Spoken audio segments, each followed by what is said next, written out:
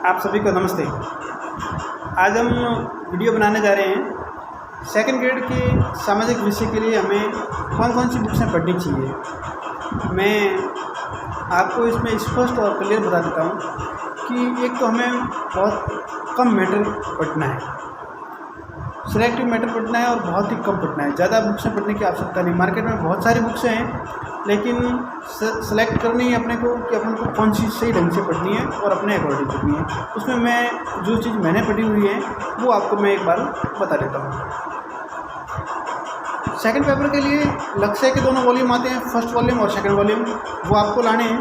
और इसके अलावा 54 प्रकार की गुटके आते हैं, हर सब्जेक्ट का प्रश्न गुटका आता है, वो सारे के सारे लाने हैं। उसमें एक तो हिस्ट्री का आपको और एक ज्योग्राफी का, ये दो गुटके उसमें नहीं लाने हैं, उसमें कोई ज़्यादा मैटर नहीं है। बाकी सारे के सारे आपको लाने हैं। मेरे हिसाब से आप ये मैटर लाने के बाद में उसको 3 बार पढ़ना है। एक बार मैटर को मैं और रिवाइज कर लेता हूँ।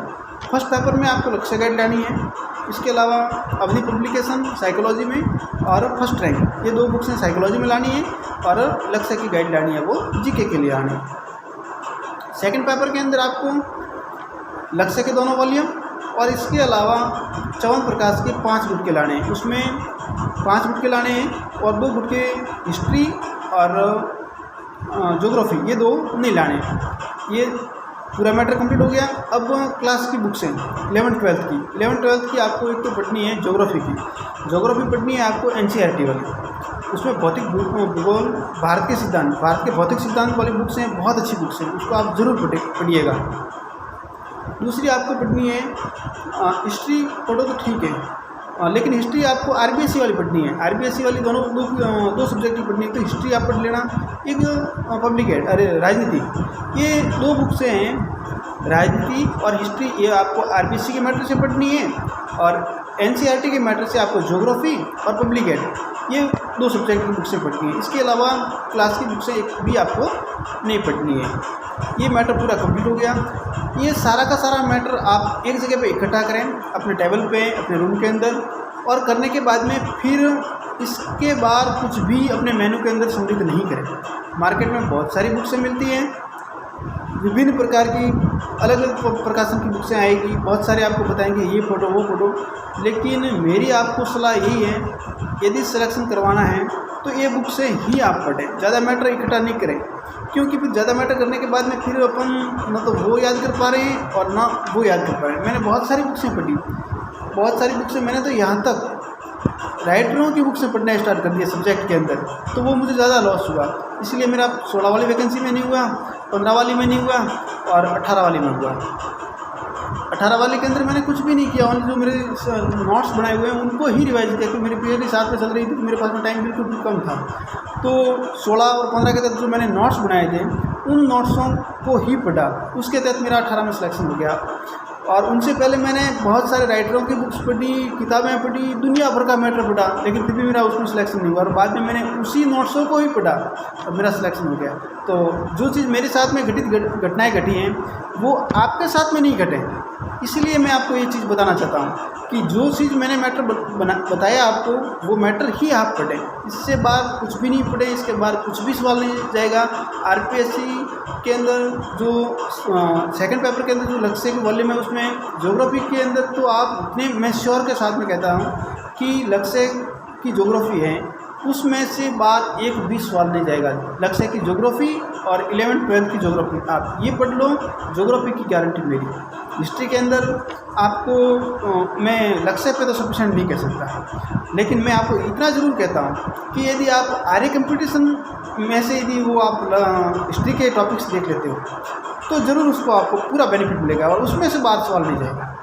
बाकी सारे जैसे सोशोलॉजी हैं, पब्लिक एड हैं, दर्शन शास्त्र हैं, तो ये आपको लक्ष्य और 54 प्रकाश दोनों को कंबाइन करके उनके फिर आपको सिनॉप्सिस बनानी है, शॉर्ट नोट्स बनाने हैं दोनों को। एक सबसे पहले तो आपको उनको, मैं तो कहता हूँ उसको आप पूरे मैटर को 3 बार पढ़िएगा और 3 बार पढ़ने के बाद में उस पूरे मैटर के सब्जेक्ट वाइज से अलग अलग रजिस्टर बना दो, अलग अलग सब्जेक्ट के, और वो नोट्स आप बना लो और फिर उनको 2-2 घंटे के अंदर पर डे रिविजन करते जाइए।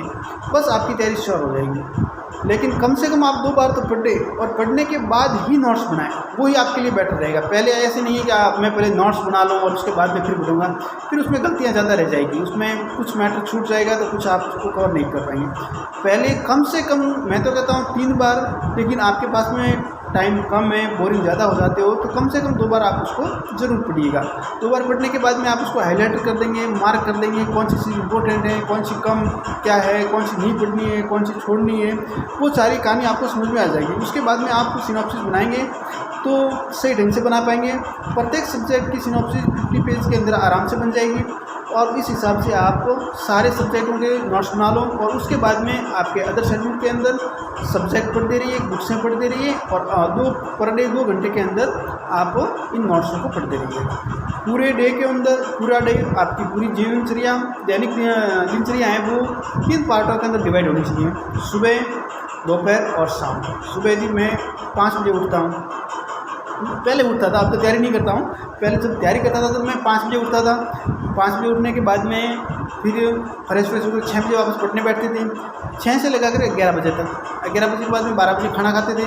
12 बजे खाना खाने के बाद में 1 बजे तक 1 घंटा नींद देते थे। 1 बजे से उठते थे, वापस पढ़ने बैठते थे सेकंड पारी के अंदर शाम को 7 बजे तक। शाम को 7 बजे ये पारी कंप्लीट होने के बाद में दूसरी पारी कंप्लीट होने के बाद में 7 बजे के बाद हम खाना खाते थे। खाना खाने के बाद में थर्ड पारी स्टार्ट होती थी, वो रात को 11:30 बजे के आसपास। ये पूरा मैटर, पूरी दिनचर्या आपको पूरी सेट होनी चाहिए।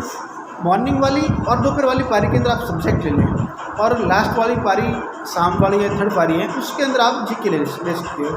हाँ ज़रूर, जैसे कि 5 बजे आप बोरिंग का टाइम होता है, वो 5-6 बजे का टाइम बोरिंग का होता है, उस टाइम आप करंट इंक्लूड कर दें या आपने सिनॉप्सिस बना रखी है उसको ज़रूर पढ़िएगा।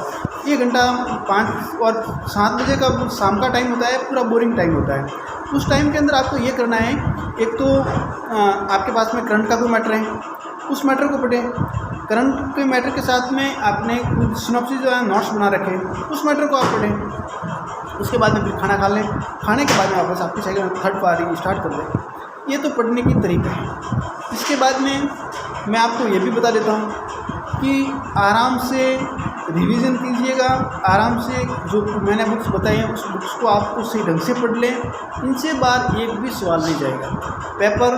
अब देखो एक बात और आपको मैं स्पष्ट कर देता हूँ, आज तक जितने भी सेकंड ग्रेड के एग्ज़ाम हुए हैं जो मैंने दिया 13, 14, 16 और 18, एक तो ये आपको सारे पेपर लाने हैं। मेरे से पहले जो 12 वाला 11 वाला हुआ था वो भी आपको लाने हैं, जो पेपर कैंसिल हो गए थे वो भी एग्ज़ाम रिव्यू आपको लाने हैं।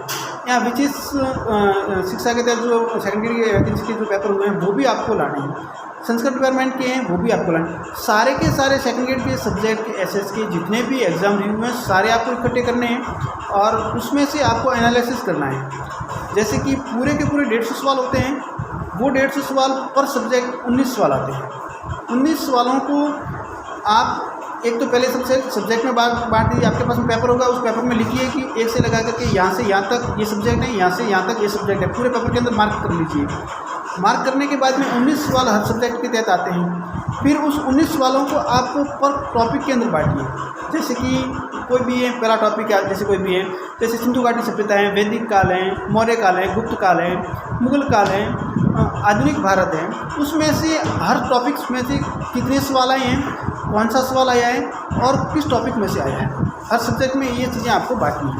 बांटने के बाद फिर आपको ये देखनी है, प्रश्नों को आंसर बनाना है, आंसर को प्रश्न बनाना है। फिर जिस टॉपिक में से इस सवाल आया है उस टॉपिक उस सवाल के आसपास कितना मैटर है उस मैटर को पूरा का पूरा याद करना है। बस इनसे बाहर कुछ भी नहीं जाएगा। जैसे कि मौर्य काल के अंदर पूछ लिया है कि किस स्तंभ से कौन से पशु की आकृतियाँ चित्र मिला है, तो आपको सारी चीज़ें याद करनी है। वो 4 स्तंभ लेख से जितने भी पशुओं की आकृति मिली हैं तो कौन कौन से मिली हैं वो आपको पूरा ध्यान होना चाहिए। 14 शिलालेख हैं, वो कौन सी जगह से मिले हैं वो आपको याद होना चाहिए। मुगल के अंदर प्रशासनिक व्यवस्था है तो आर्थिक व्यवस्थाएं कैसी थी, सामाजिक व्यवस्थाएं कैसी थी, प्रशासनिक व्यवस्था कैसी थी, या राजाओं का क्रम कैसे था, और उसके बाद में जैसे प्रशासकों का क्रम कैसे था, ये सारी चीज़ें आपको एक क्रमबद्धता के साथ में रखनी पड़ेगी। ये चीज़ें इतनी कर लेते हो तो श्योर है, तो आपका सवाल कभी भी गलत नहीं होगा और डन, आपका आराम से हो जाएगा, कोई दिक्कत नहीं। ये चीज़ें आपको करनी है। यदि इस लेवल से, इस हिसाब से आप तैयारी करेंगे, श्योरली आराम से हो जाएगा। अपने को महाज्ञानी नहीं बनना है, अपने को तो एक वो क्राइटेरिया है, उस क्राइटेरिया को पार करना है। इसीलिए शॉर्ट स्वीट ये चीज़ें अपने को करनी है। दूसरी बात ये है कि मेहनत तो आपको करनी पड़ेगी। मेहनत के बिना एसएस में तो संभव नहीं है। सिलेक्शन तभी संभव है जब आपको खुद को मेहनत करनी पड़ेगी। हाँ, हम सलाह ज़रूर दे सकते हैं, कौन कौन सी बुक्सें पढ़नी है वो मैंने आपको ज़रूर बता दी, पूरी डिटेल से बता दी कि ये बुक्सें आपको लानी है और इन हिसाब से आपको पढ़ना है। इसके बाद में मैं आपको और भी कह देता हूँ, एग्ज़ाम जैसे कि डेट घोषित हो जाती है, उनसे आपको 10 दिन पहले आपका सारा मैटर कंप्लीट होना चाहिए, ऐसे नहीं। और लास्ट वाले 10 दिन तो ऐसे होने चाहिए कि बस पेज पलटो। तो इस हिसाब से यदि आपकी तैयारी हो जाएगी, श्योरली कोई रोकने वाला नहीं, आपका आराम से नहीं, अच्छी रैंक से सिलेक्शन हो जाएगा।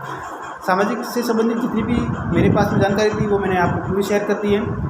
फिर भी यदि आपको कोई समस्या है तो मुझे पर्सनल व्हाट्सअप कर सकते हैं, उसमें मैं आपको, या मुझे कॉल भी कर सकते हैं, मैं आपको ज़रूर, मेरे से जितना हो सके मैं आपको हेल्प ज़रूर करूँगा। आप सभी को ढेर सारी शुभकामनाएँ और अग्रिम बधाई कि आप इस आने वाली भर्ती के अंदर ज़रूर सफल होंगे।